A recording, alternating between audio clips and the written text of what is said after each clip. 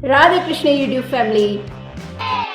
तो कैसे हो बावलो? आज मैं लेके आई हूँ फिर से आपके लिए एक छोटी सी वीडियो जिसे देखने में शायद आपको मजा बहुत आएगा। तो चलिए शुरू करते हैं। तो आज की वीडियो में बात करूंगी एक ऐसी कला की जो हमारे माता पिता के समय में और हमारे समय में जीवित थी, फल फूल रही थी, लेकिन अब डिजिटल टाइम आ गया है जिसके वजह से वो कला विलुप्त सी होने लगी है। पर मुझे कुछ ऐसे प्रतिभाशाली लोग मिल गए जिन्होंने इस कला को छोटी मोटी जगहों पर, दबे कुचले हुए इलाकों पर अभी भी बचाया हुआ है, बचा के रखा हुआ है, जीवित रखा हुआ है। और जिस कला के बारे में मैं बात करने जा रही हूँ वो है ये। जी हाँ, हम इस वीडियो में बात करेंगे परीक्षा की, यानी एग्जाम्स की। अब आप सोच रहे होंगे कि इसमें कौन सा कोई नई बात है, ये कोई कला थोड़ी है। एग्जाम के लिए तो हर कोई पढ़ता है और पढ़कर लिख के आता है और पास हो जाता है, लेकिन नालायक हैं वो लोग जो पढ़ के पास हो जाते हैं। Not so special about them. अच्छा, अगर पढ़ लिख के पास ही होना था तो पैदा ही क्यों हुए? तुम क्या स्पेशल कर लिया तुमने लाइफ में? सीधे साधे तरीके से आपने पढ़ाई की और पढ़ाई करके आपने पेपर लिख के आए और पास हो गए, तो आम आदमी हो तुम। और आई हेट आम आदमी। सॉरी, कट अनसब्सक्राइब कर देंगे। लव आम आदमी। आई एम आम आदमी। आई एम आम लेडीज। आई एम आम वोमन। आई एम आम औरत। तो वीडियो में बढ़ते हैं आगे।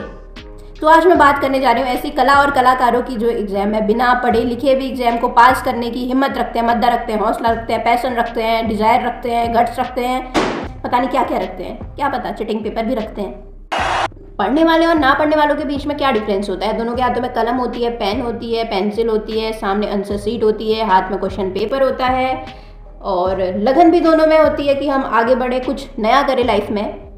बस कमी है तो सिर्फ एक चीज़ की, एक बंदा पढ़ना चाहता था तो दूसरा नहीं पढ़ना चाहता था। इससे हम किसी का इंटेलिजेंस डिसाइड नहीं कर सकते।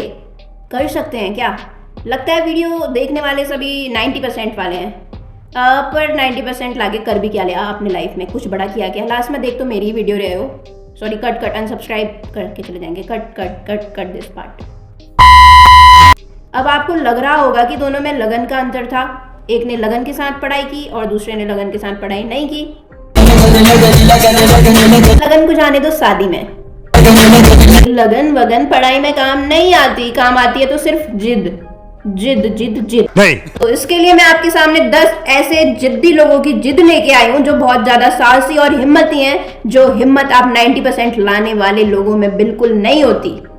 तेरा तो गेम बजाना पड़ेगा। इस चीज से शुरू करती हूँ कि ये कितने बड़े कम्युनिकेटर होते हैं। जो इनके दिल में होता है वही जुबान में होता है, और वही हाथ में होता है, और वही कलम में होता है, और वही ये लिख कर आते हैं। इस बच्चे के घर में था धर्म कर्म का काम, पूजा पाठ होगी, तो इसने ज्यादा टाइम वेस्ट ना करते हुए लिखा लेटर, और ज्यादा भावनाओं में ना बहते हुए इसने लिखना शुरू किया और लिखा। महोदय, सविनय निवेदन इस प्रकार है कि हम बजरंगबली के भक्त हैं और हमें भक्ति करने के लिए दिनांक इतने से इतने तक छुट्टी चाहिए, इसीलिए मुझे छुट्टी देने की कृपा कीजिएगा। आपका आज्ञाकारी ये।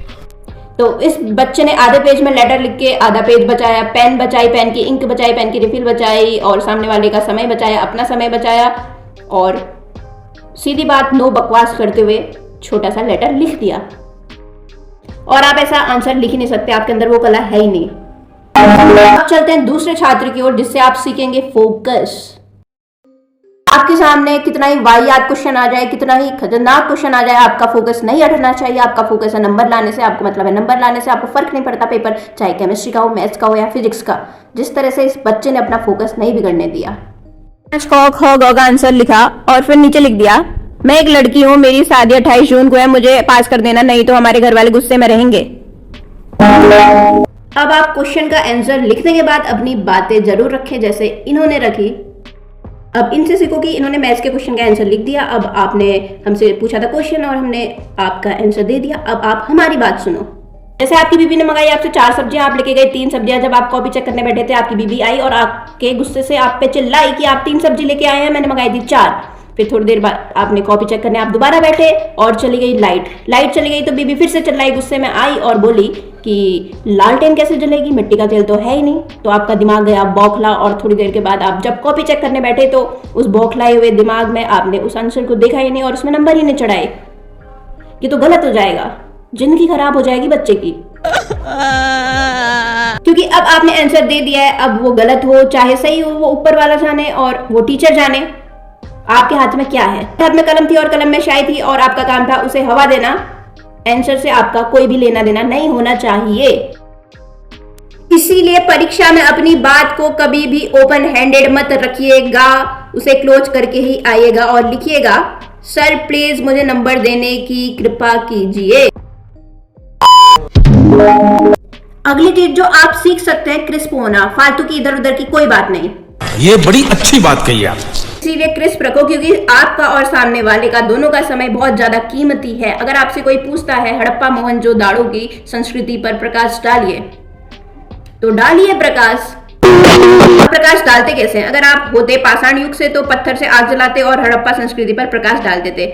अगर आप होते लालू राबड़ी के समय से तो आप लालटेन जलाते और हड़प्पा संस्कृति पर प्रकाश डाल देते। पर आज का जमाना इन्वर्टर का है, ट्यूबलाइट का है, एलईडी का है, सीएफएल का है। But what comes in handy जो एग्जाम में आ सकता है?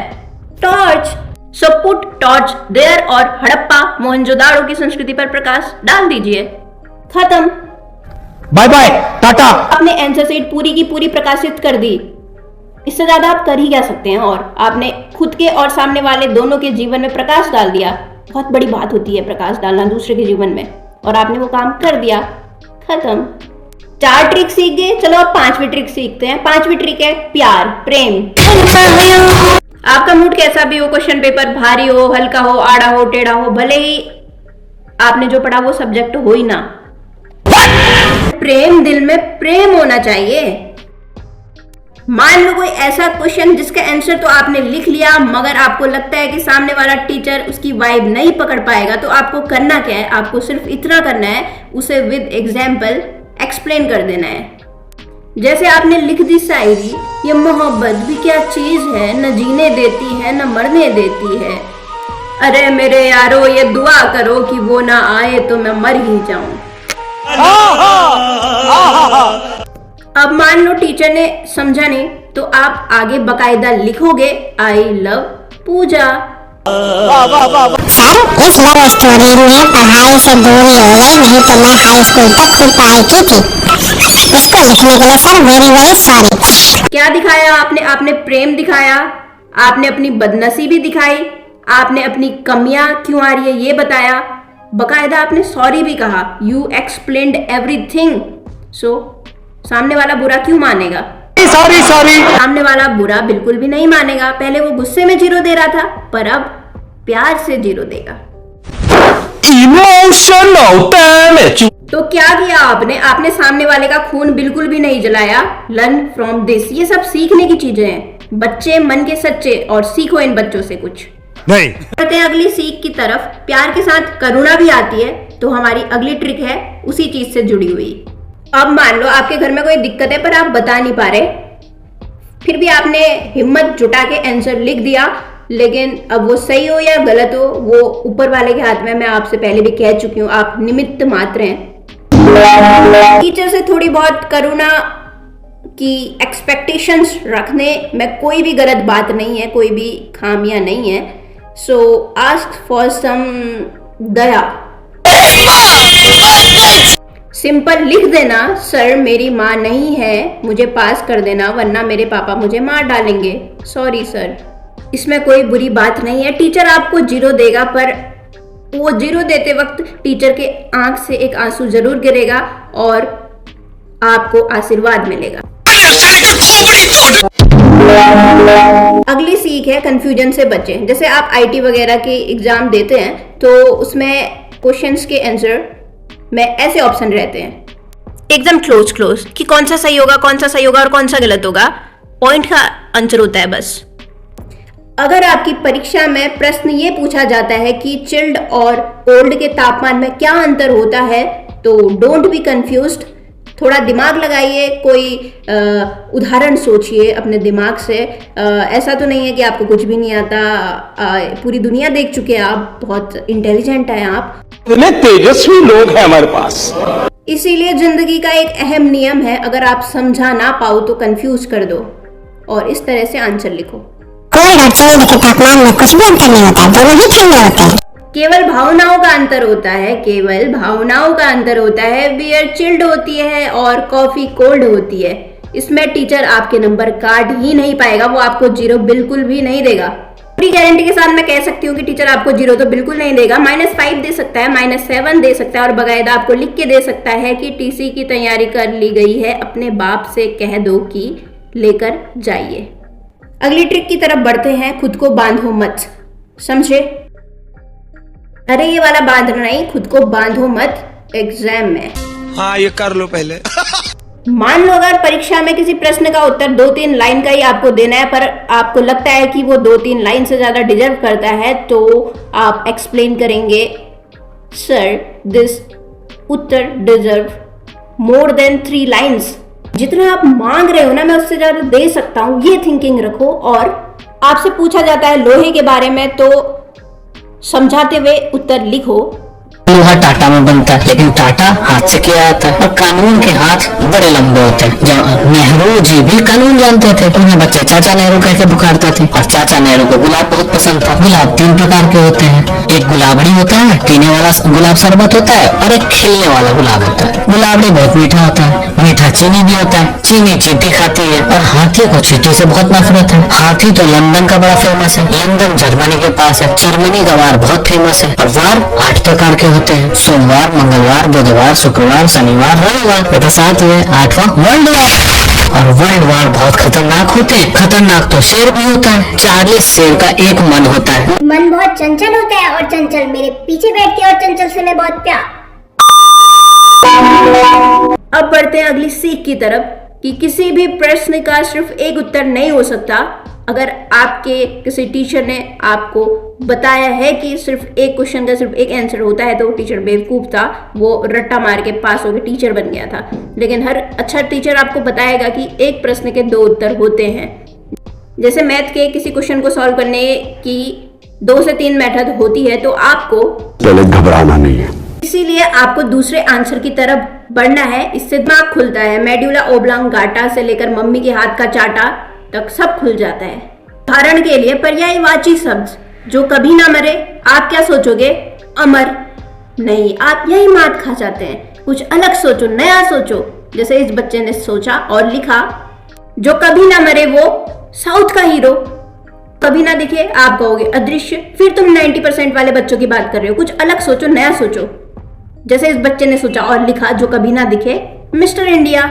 सही बात है, बिल्कुल। जिसका कभी अंत ना हो, आप कहोगे अनंत, लेकिन सही आंसर है मेरी माँ का भाषण, जो कभी खत्म नहीं होता, जिसका कभी अंत नहीं होता। क्या देखना पड़ रहा है? सदा झूठ बोलने वाला, अब आप कहोगे असत्यवादी। सेकंड थॉट, दूसरा सोच रखो और लिखो सदा झूठ बोलने वाला नेता। अब आप सही वाला उत्तर ना सोच के कोई दूसरा उत्तर सोचो, जो कभी ना हारे, छोटा भीम। सॉरी। आकाश को छूने वाला, फिर गगनचुंबी सोच रहे हो, बिल्कुल नहीं। सेकंड थॉट, नया सोचो, हेलीकॉप्टर। आपके माइंड में ना जो पहली चीज आती है वो कभी भी सही नहीं होती। Think always second thought. अगर सेकंड थॉट सोच के आंसर दोगे ना, तो सामने वाला नंबर क्या नस भी काटेगा। क्यों नहीं? अब आज की अगली और लास्ट सीख, डोंट वेस्ट टाइम, समय बर्बाद मत करो। अगर आपको किसी क्वेश्चन का आंसर आता है और आपको पता है कि वो डेफिनेटली सही है, तो उसे एम्फेसाइज करके लिख दो, पुष्पा पुष्पराज में लिखेगा नहीं साला। So thanks for watching. और जो मैंने आपको ये 10 ट्रिक्स बताई हैं, अगर आप इनको फॉलो करते हो तो बर्बाद हो जाओगे रे। इतना लाइफ खराब हो गया मेरा। माई बाप जूता लात मारेंगे तुमको। तो मिलते हैं आपको ऐसी अगली नई वीडियो के साथ, तब तक के लिए राधे राधे।